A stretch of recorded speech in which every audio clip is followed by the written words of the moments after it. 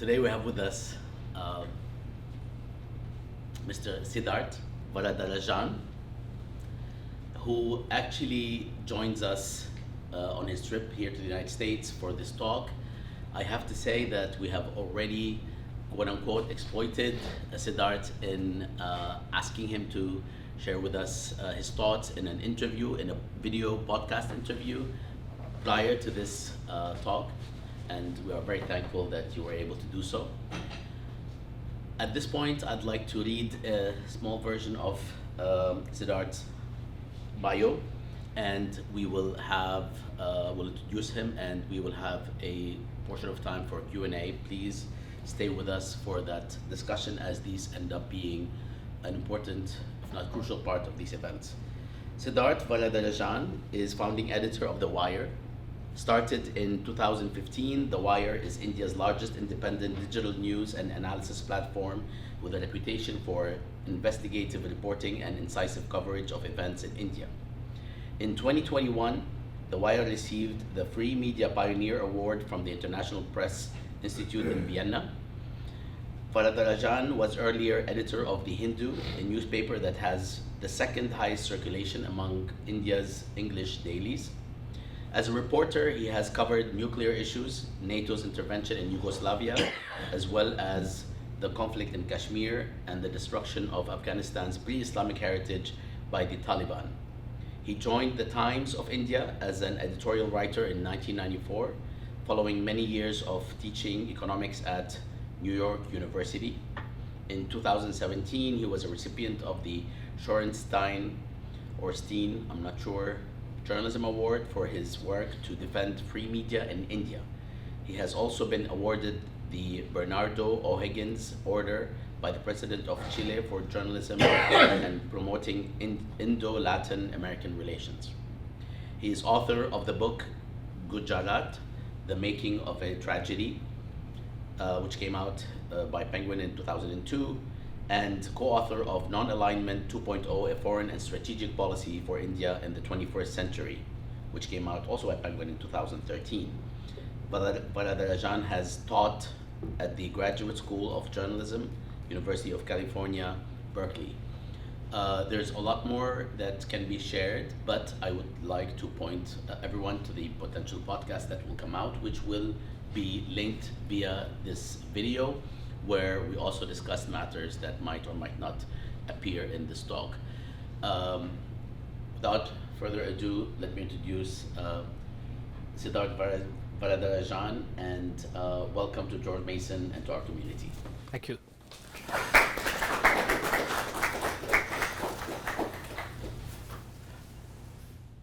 Thank you very much, Bassam, and the Shar School, or Shar School, right, for inviting me and to share my thoughts. I'm going to speak for maybe about half an hour, and be happy to take questions. That way we can keep it more interactive and interesting, I hope. When I gave a title for this talk as Modi's India, a Wounded Civilization, the reference was, of course, to a famous book that V.S. Naipaul wrote, published in 1977, based on a series of his observations, I think initially published maybe in the New Yorker or some other magazine, but which were then finally put together in book format in 77. And what struck me about the title that Naipaul gave was that here was a book written literally in the midst of the emergency that Indira Gandhi had imposed on India in 1975, right? So the emergency lasts from 75 to 77, and that's precisely the period that Naipaul makes an extended visit, travels all over the country, meets a variety of people, in government, outside government, opposition, socialites, cranks of one sort or the other, students.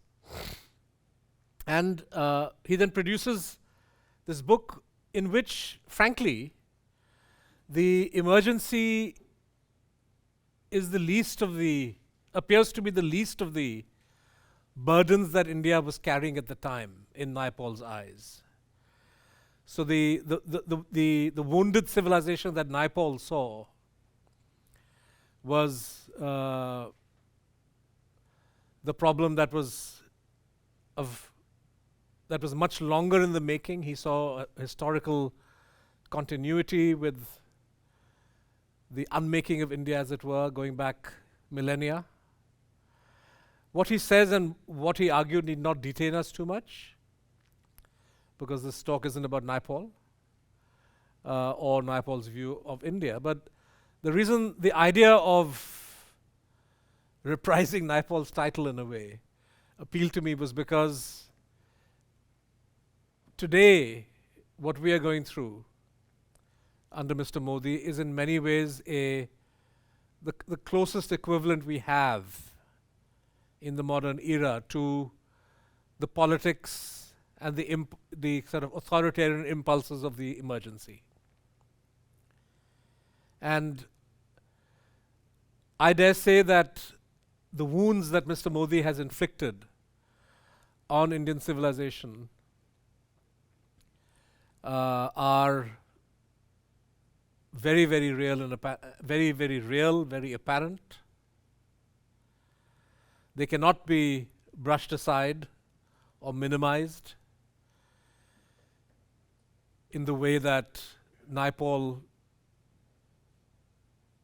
made light of the excesses of the emergency.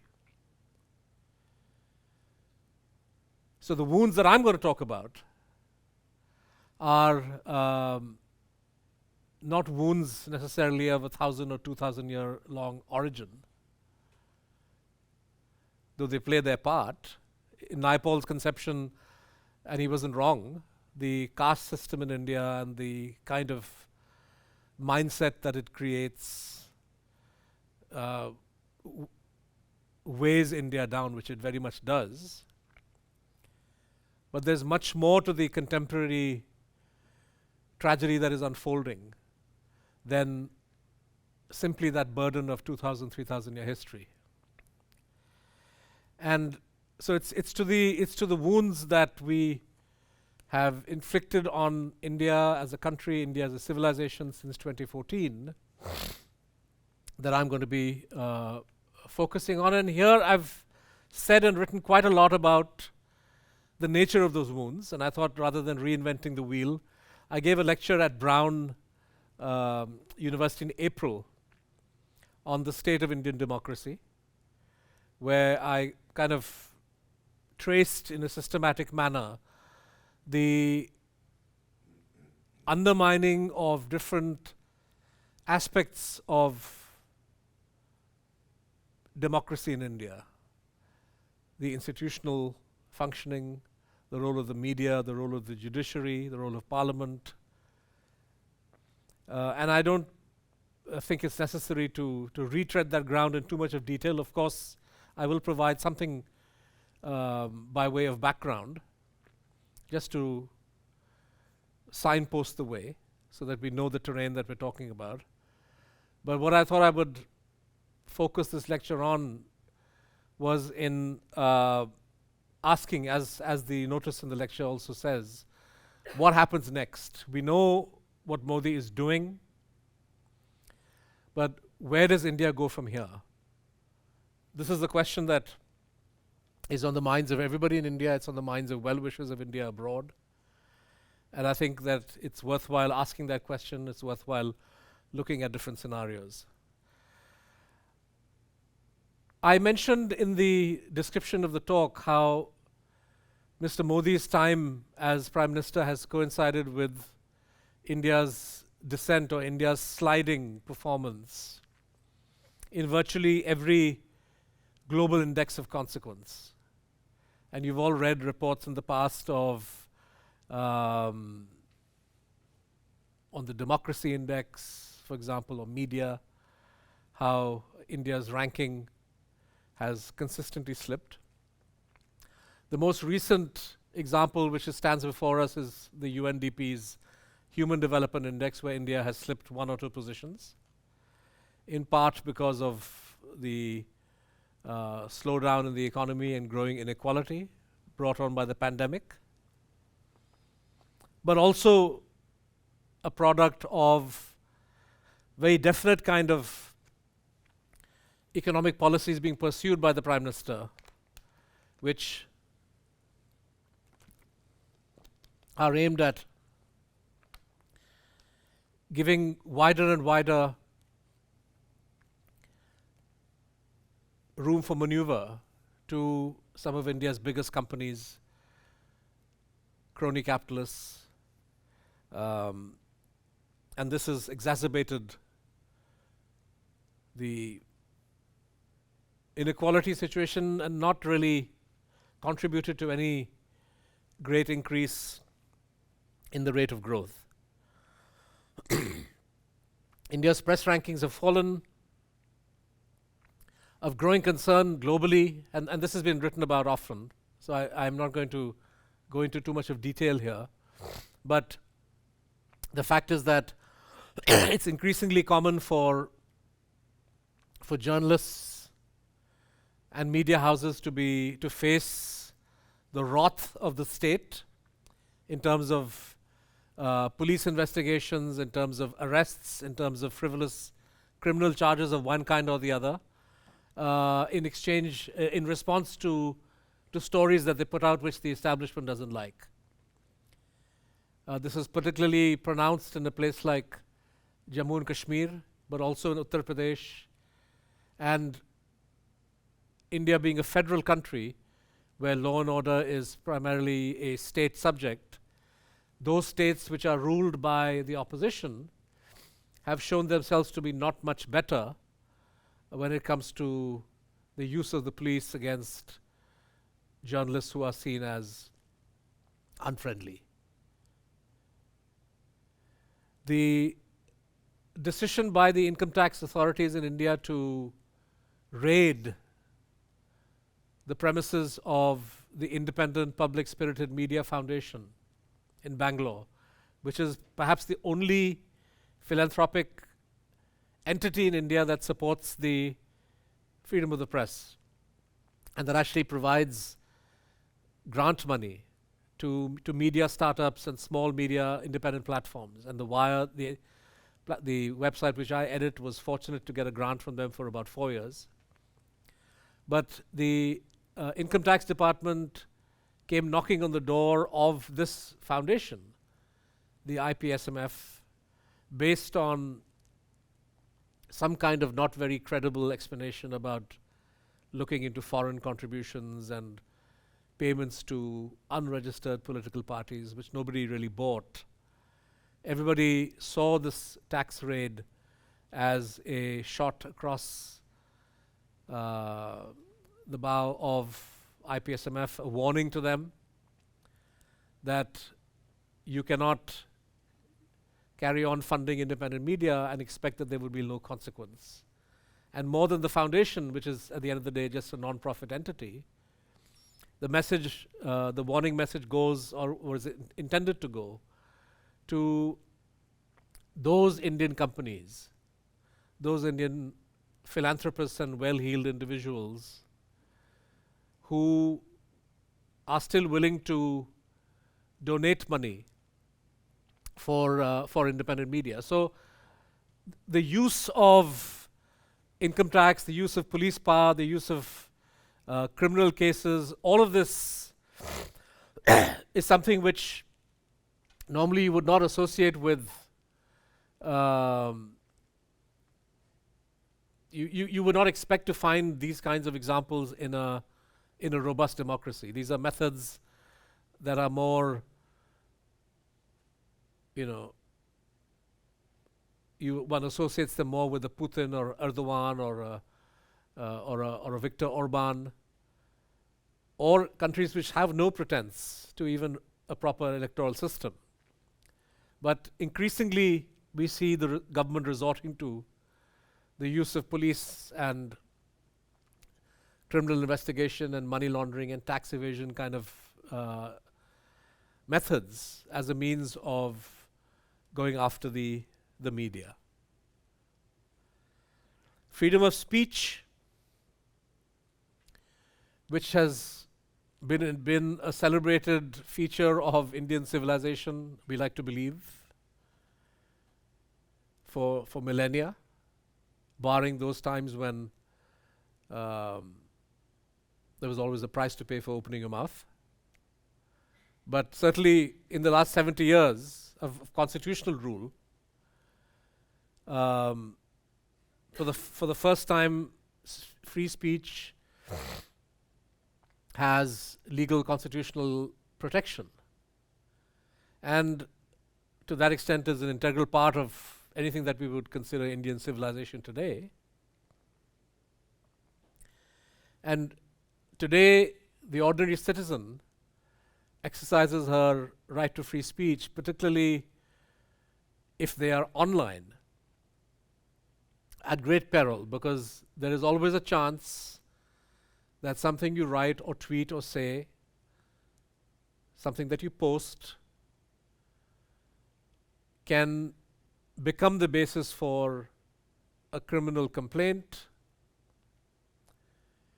which then ties you down in criminal proceedings and litigation, possibly for years on end, and potentially involving you spending some time in jail.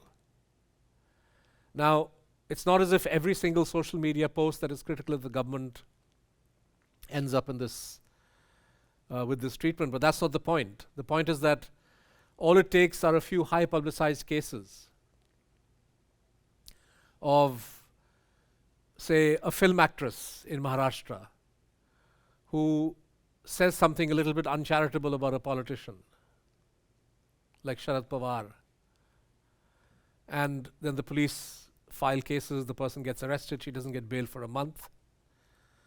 Or you take the example of Mohammed Zubair, India's celebrated fact checker, who actually has made a career by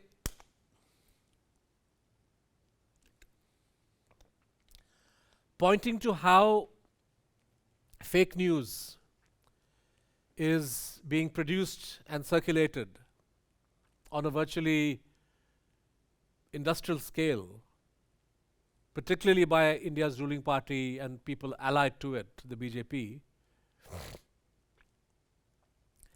Zubair, Zubair could, he posted a tweet calling out hate speech, for example. And rather than the police proceeding against the purveyors of hate speech, the hate speech guys are the ones who go to the police station, file a complaint, and then they get the police to act against Mohammed Zubair. So you can imagine the effect this has. Last year there was an example. A year and a half ago there was an incident from Uttar Pradesh where an elderly Muslim gentleman testified on video that he had been assaulted by a group of young men who used communal slurs against him. So in other words, he testified on camera that he was targeted because of his religion. He said they pulled his beard. And he said various other things, and this video was available on social media. Based on his complaint, the police actually registered a case and somehow identified some of the young thugs who had attacked this gentleman. But as the issue began to snowball on social media, the government of Uttar Pradesh decided that we don't look good with any of this. So they decided that all of those who had shared the old man's video should also be prosecuted. And one of the people that were charged was myself and The Wire. The charge being that we were party to inflaming communal and religious hatred. So the very act of reporting hate crime renders the reporter liable to prosecution. And so you can imagine if, when people see what's going on, if they see that the journalists are not safe, publications are not safe for saying something so basic as, why was this old man humiliated? What hope is there for us? So there's been a chilling effect across, where people are less free to speak their mind on issues of the day, particularly if they reflect badly on the government. And the other aspect of political democracy in India, which is the ability and the right of political parties to organize and leaders to stage public protests and mobilize people behind them, has also become seriously compromised, because in state after state, and we saw this first, of course, in Delhi or in states ruled by or controlled by the BJP, where attempts to mobilize by the Congress party have been acted upon. We saw in Gujarat recently, where the Chief Minister of Delhi, Arvind Kejriwal, of the Aam Aadmi Party, who wanted to travel in an auto rickshaw to the home of the auto rickshaw driver to have a meal. Obviously some kind of a political gimmick, but whatever it is, this is what politicians do. And the police basically tried its best to prevent him from going on that, citing security as the reason that we can't allow you to go ahead with this program.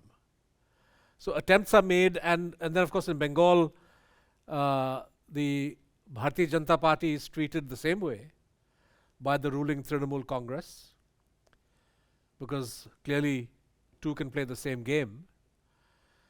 And this inability for normal politics to, the inability for political parties to engage in normal politics has also, served to further vitiate the general atmosphere as far as political freedoms and civic freedoms are concerned. It doesn't help that Parliament has more or less stopped being a deliberative space where laws are debated and analyzed and dissected threadbare. Instead, the government, using its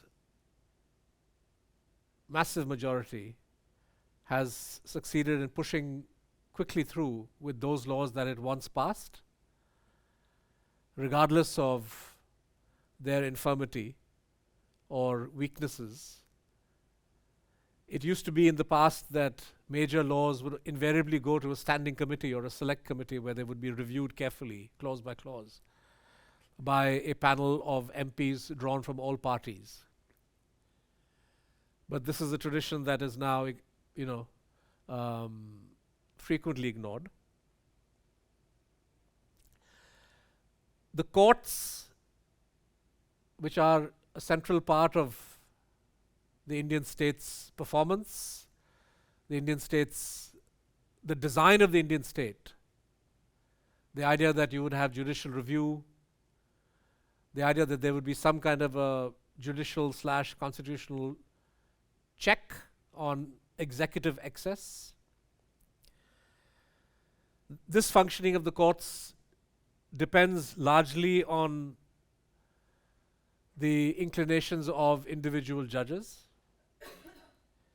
who can be women and men of great wisdom and learning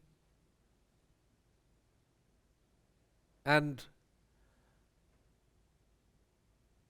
judicial understanding, and or who can be exactly the opposite. So we've seen examples, the recent case where women students in Karnataka were prevented from going to college because they insisted on wearing the hijab. And this matter is now before the Supreme Court. And when one of the lawyers arguing for the women, for the students, said that they had the right to wear whatever dress they wanted as long as it didn't infringe upon the rights of anybody else, which is kind of a classic argument that you would make. The judge's retort was, how can you speak of a right to dress? If there is a right to dress, surely there is a right to undress. Completely meaningless kind of repartee. And which gives some insight into the thinking that's going on in the judge's mind and which way he or she will eventually rule.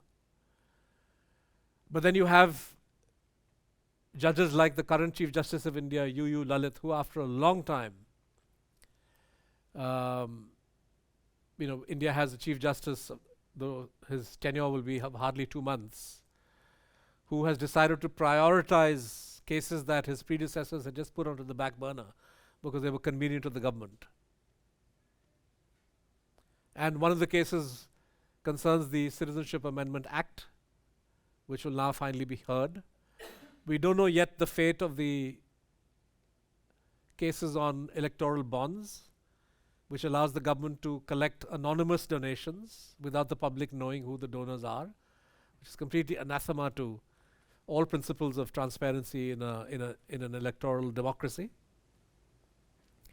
And we don't know the fate of various petitions pending on the far-reaching changes government introduced in Kashmir in 2019. But a few cases have been taken up for expeditious hearing, and the CAA, the Citizenship Amendment Act, is one of them.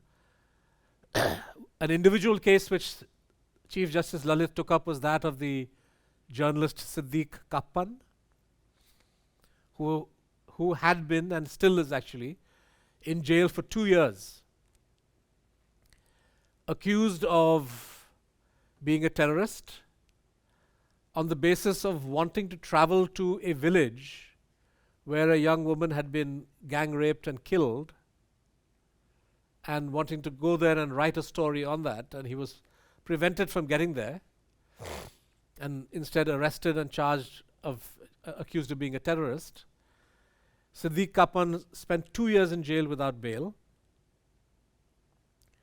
And even now, despite the Supreme Court ruling that he should get bail, because there is an additional charge that the government went and imposed of money laundering, until he gets bail in the money laundering case, Siddique Kappan can't be left out. But I mention his case here only to illustrate the fact that individuals can and do make a difference. So when the government was arguing in favor of the continuing incarceration of Siddique Kappan, Chief Justice Lalit was quite dismissive of the way the state was presenting its case, pointing to very obvious holes and lacuna in the government's arguments. And of course, finally he ruled against the government, which is something that everybody was very happy about. My point being that it's not a very healthy situation when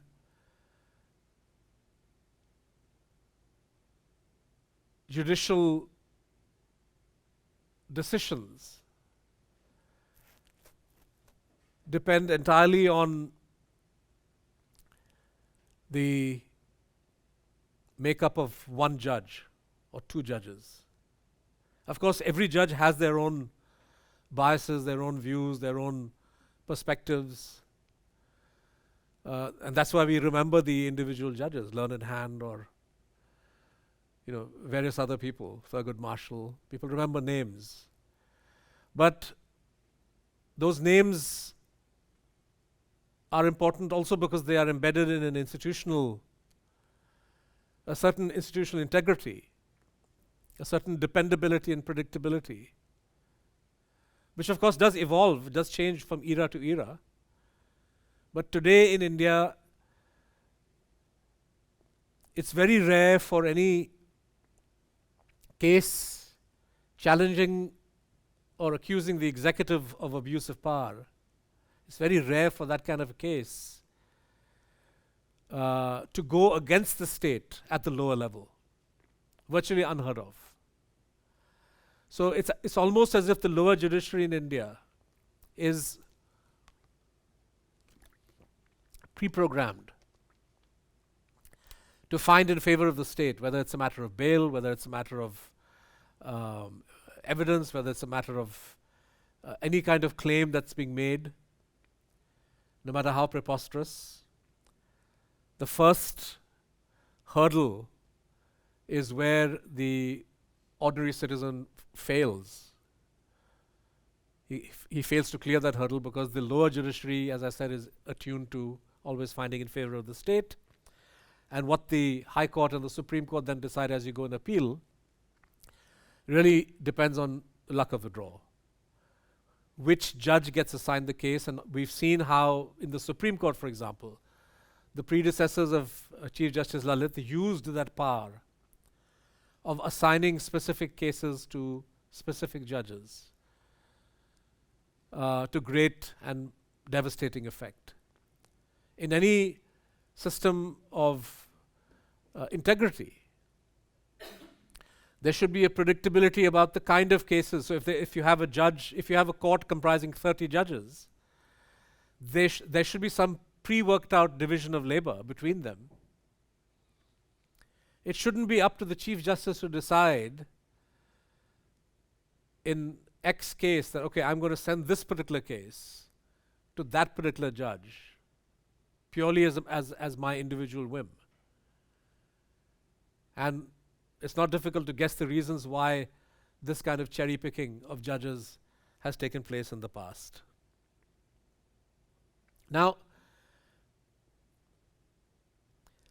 one aspect I didn't mention when it comes to the political opposition is the use of the investigative agencies of the state, Income Tax Enforcement Directorate, to harass, intimidate, split, and eventually destroy the opposition. Examples are legion. You find them in every corner of India, where cases are filed by the Enforcement Directorate, which is a central agency, a union government agency, tasked with dealing with the problem of money laundering. And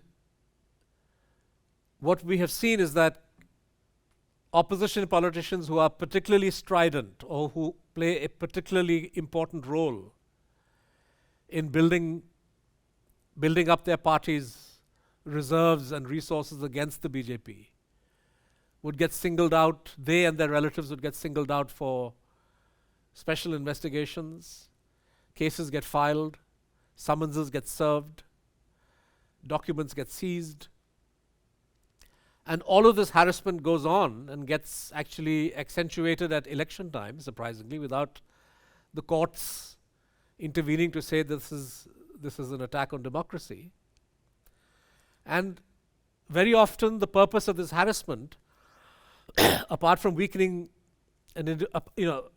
apart from trying to gain some kind of tactical advantage, the purpose is to engineer splits, to engineer defections, and we've seen many examples of how state governments run by the opposition have collapsed and turned into governments run by the BJP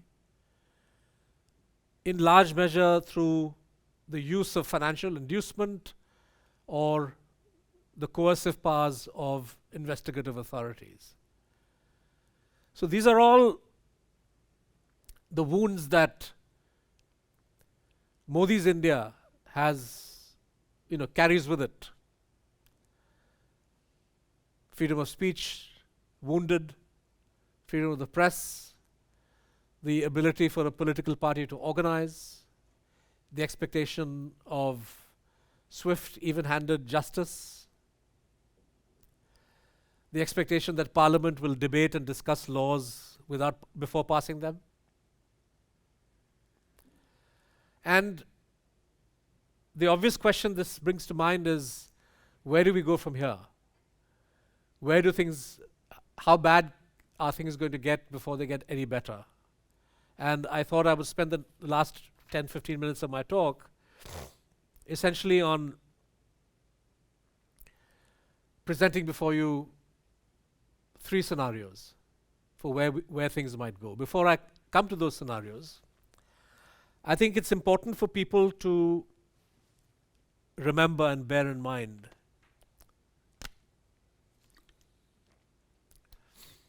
something that is very unique and particular to the Bharatiya Janata Party and to Mr. Modi.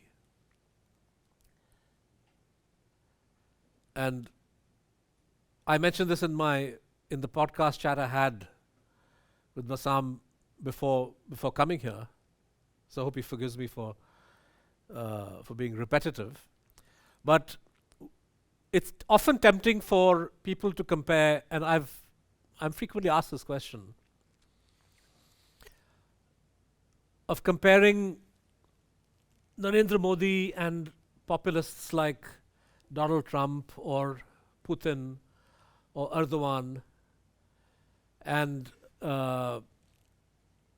trying to understand what the similarities are between them, to see them as part of a kind of a global contagion, if you will, a global pandemic.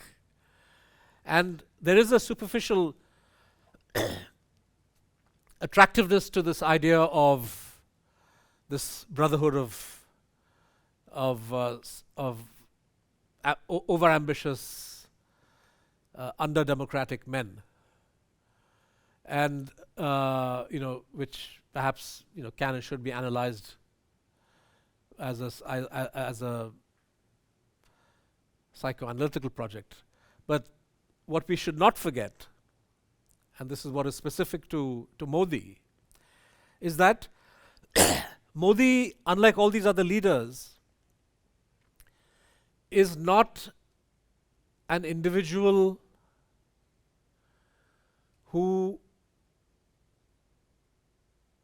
has emerged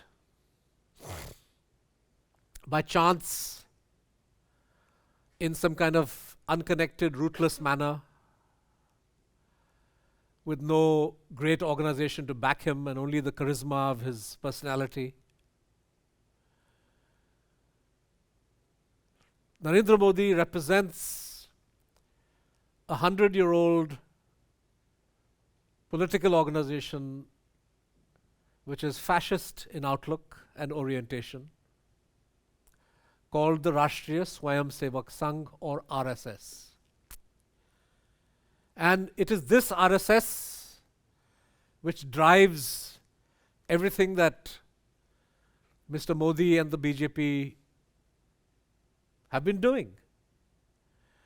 And the mistake that many of us in the media, many policy analysts have made in the past, is to not take the BJP's ideology seriously, to assume it's all a bluff, to assume it's all posturing.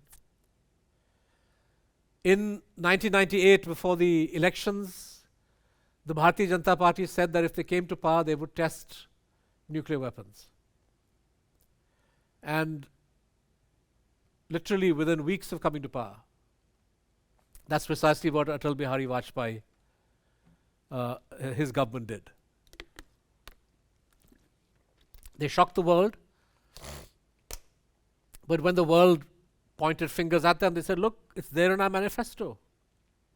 We said we would do it, that India would be an openly nuclear weapon state. That, of course, is an issue on which one can have a discussion or debate at another time. Nuclear weapons and the nuclear policy that India pursues is one which has a much broader consensus. It's not confined to the BJP. But the point is that the BJP, that was one example where the party said it was going to do something and it did it.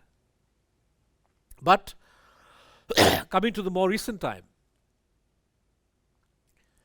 the party always said that we will do away with Jammu and Kashmir's special constitutional status. And on August the 5th, 2019, they did that. The party and its ideological founders always said that Hindus are the true Indians and that Muslims and Christians are at best people who have made India their homeland, but who are never going to be true Indians in the same way that Hindus are.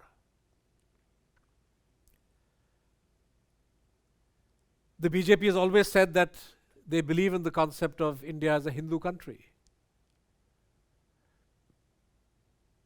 There is no reason that we should take these espousals of these assertions by the BJP as to of intent, that we should take them lightly.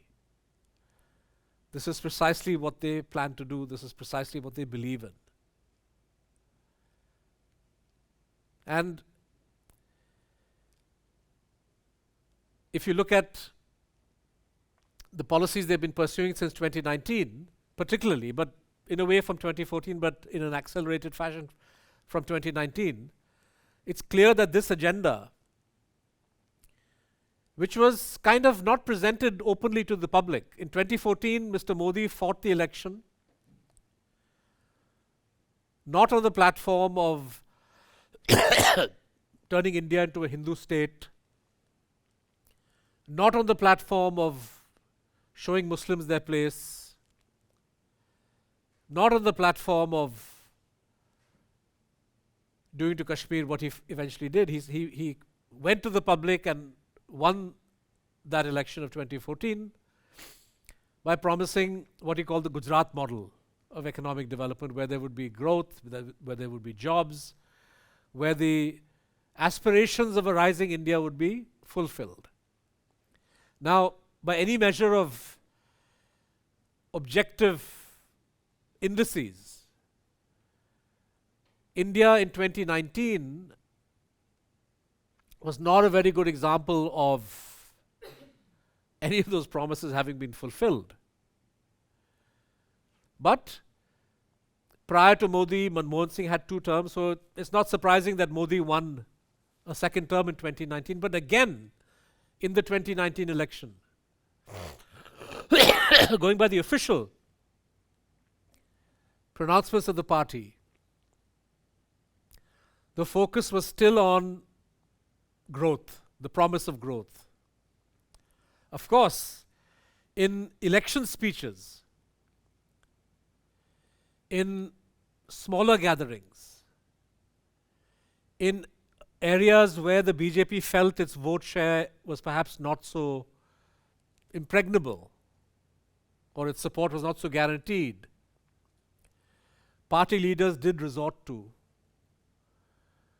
dog whistling, anti-Muslim rhetoric.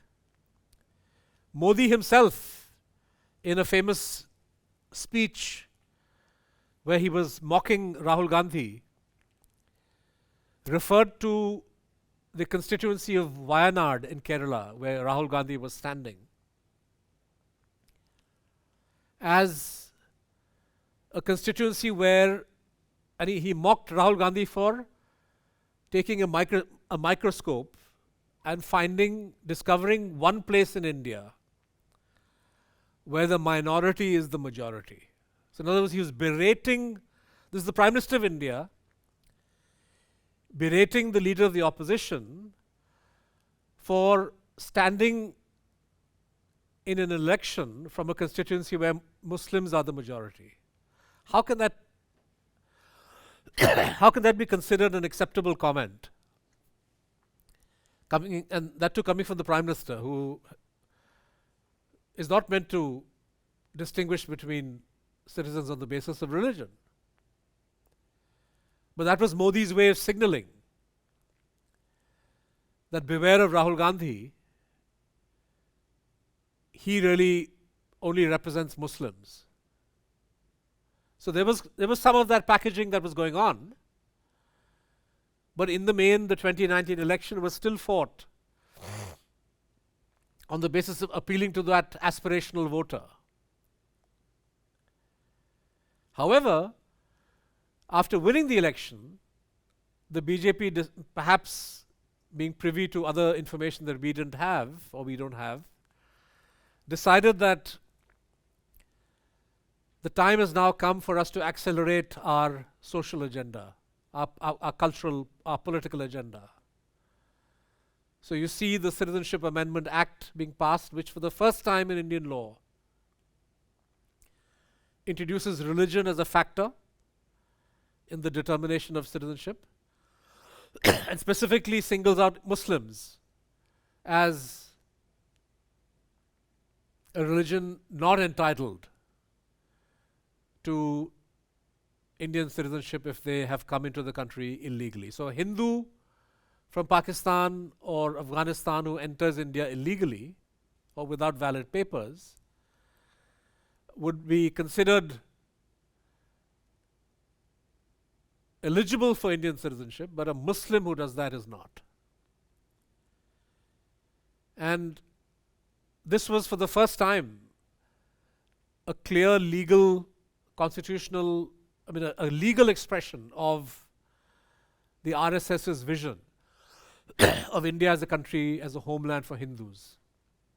Naturally, if you are a homeland for Hindus, why should Muslims be expected to get citizenship? This is the way they argued.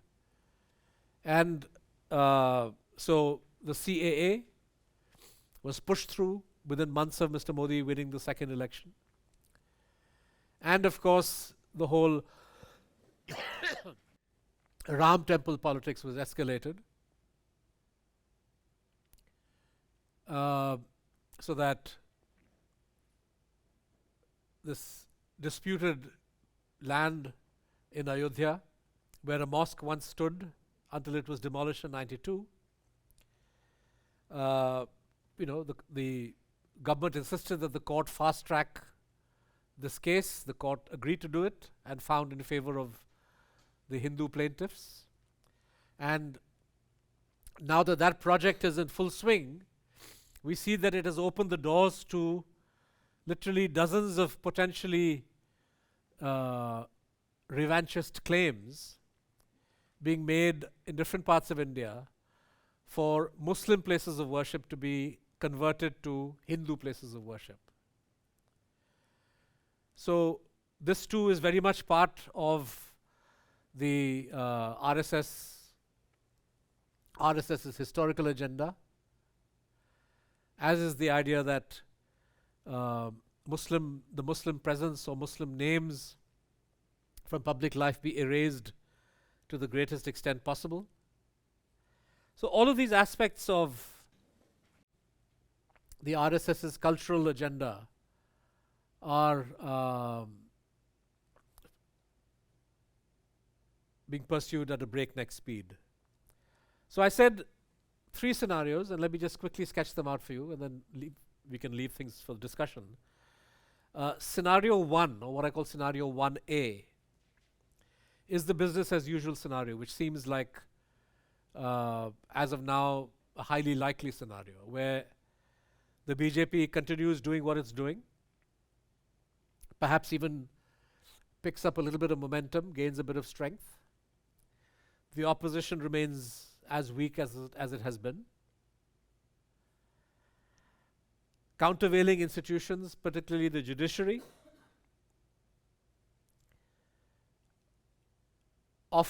continue to offer a mixed performance, defending the government in the main, but also resisting the government on one or two fronts, so that there is some contestation happening. The media continues to atrophy, and this business as usual scenario, if it carries on, if it prevails, will of course continue to see the wounds that Mr. Modi has inflicted. We'll see those wounds getting deeper, perhaps more extended. And where that ends is not in a very good place. Scenario 1B is an accelerated version of the business as usual, where the BJP decides, particularly as 2024, the next election approaches, that time may potentially be running out, that it's best not to leave anything to chance, that we need to consolidate what we have gained and make the changes that we have imposed as irreversible as possible. Now, certain things become irreversible through the passage of time. For example, the reason why the government has discouraged the court from reviewing its Jammu Kashmir decision of 2019 is because the longer you wait, the more facts get created on the ground, and the harder it becomes even for the most well-intentioned judge to turn the clock back. You could reverse what the BJP did as far as Article 370 is concerned. It could have been done easily and quickly within the first few months or first year. 3 years down, it seems like a daunting prospect given the number of changes that have already been effected on the ground. And the longer you wait, the harder it becomes. So I would say Article 370 is a classic case of the executive embarking on a course that it knows legally and constitutionally is hard to defend. It knows that had the matter been argued fairly and expeditiously in the Supreme Court, chances are that those measures would have been reversed. But you somehow, through the collaboration of Chief Justices who were happy to go along with your approach, the file went into limbo, and a case that you might possibly have lost had it been argued never came to trial. And thus you prevail, even when you know you've taken steps that are legally and constitutionally hard to justify. So, one scary scenario, which would be part of this scenario 1B of accelerated escalation or accelerated wounding, is if there is any attempt made to tinker with the fundamental basis of Indian federalism. Now, what do I mean by this? India is a federal polity, not in the same way as the US is, but in terms of structure, we have an upper house and a lower house. The lower house is based on the distribution of seats that are driven by share of population, just as the US House of Representatives is. So the more populous the state, the larger the number of congressmen and women that state would have. So Uttar Pradesh, Bihar, Madhya Pradesh, which are populous Indian states, have a larger number of MPs, or the Hindi belt in general has a larger number of MPs than the South Indian states. Now, the South Indian states are states where the BJP is weak. The South Indian states are states which have been much more successful in limiting the growth of population over the last 4 decades than the North Indian states. If there is to be a recalibration of the composition of the Lok Sabha based on actual population shares today, you would see a marked shift where the Hindi-speaking states by themselves would come close to 50%. And this would mean that the BJP need no longer bother about carrying the South or worrying too much about what the South believes, because they would be completely outvoted and outswamped by what the rest of India, particularly the North, decides. Now, this has been a time bomb that has been ticking since the early 70s, and India has put off re-evaluating or delimiting constituencies to take into account differing population as far as the share of states in the lower house is concerned. One of the MPs, Manish Tiwari, wrote a couple of months ago that the new parliament that Mr. Modi has designed has 1,000 seats for the lower house, up from the current 545. Does this mean that the BJP has a plan to increase the number of seats in the Lok Sabha and apply some kind of a population basis for expanding those seats? If so, this would open up a can of worms as far as the stability of federalism in India is concerned. And this is what I would put under the scenario 1B, that Modi, having undermined the sanctity of various institutions, may take the sledgehammer finally to India's federal system. As it is, he's undermined federalism in a wide variety of ways. For example, law and order was traditionally a state subject. But I mentioned in my talk this agency, Enforcement Directorate.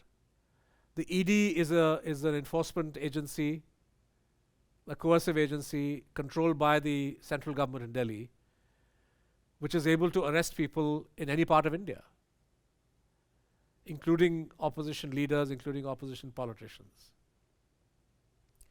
And we have seen how the ED has been used. And that's just one example. So I think undermining the federal nature would be a part of that scenario. And of course, the more the BJP and the RSS accelerate their cultural politics of polarizing India on the basis of Hindus versus Muslims, the greater will be the social instability and possibly the danger of violence. So that's scenario 1B, which is a even more scary scenario than what is currently unfolding. Against this, I propose that there is a third scenario, scenario 2, where the opposition is able to consolidate on some of its recent gains and push back in certain states. A scenario which involves, regrettably, the government failing on the economic front even more than it already has, so that it becomes harder and harder for the BJP to convince people that the economy is not the issue, Muslims are. And this scenario 2, in other words, where the economy assumes front and center stage in the, we can see a reflection of this in a recent survey by India Today, State of the Nation survey. I share many of you will be skeptical about these surveys, but the interesting part of this particular survey is that they do it every year. And what's interesting is that when people are asked what are their primary concerns, the single largest concerns are unemployment, inflation, issues that the BJP rather people not talk about. But people are talking about it. People are concerned by those. And I think that's a very positive sign. And the second question that struck me, people were asked, are you concerned about the state of Indian democracy? And for the first time, 48% of people said that they are concerned, much higher than what they had said in the past, which means that somewhere down the road, people, the wider electorate in India, is waking up to the fact that the BJP's agenda is not simply to polarize and to target Muslims, but actually they are undermining the edifice of democracy itself. And as long as this truth is understood, not just by a handful of journalists or professors or activists or opposition parties, but if this idea is percolating down to the level of the ordinary voter, that there is a vital sense in which democracy is imperiled, then this provides a basis for scenario 2, which is of the opposition consolidating and regrouping, for this scenario to at least raise its head above the parapet. Even if, as of today, it doesn't seem as if this scenario will prevail, but it exists. And on that note of optimism, I'd like to stop. Thank you very much.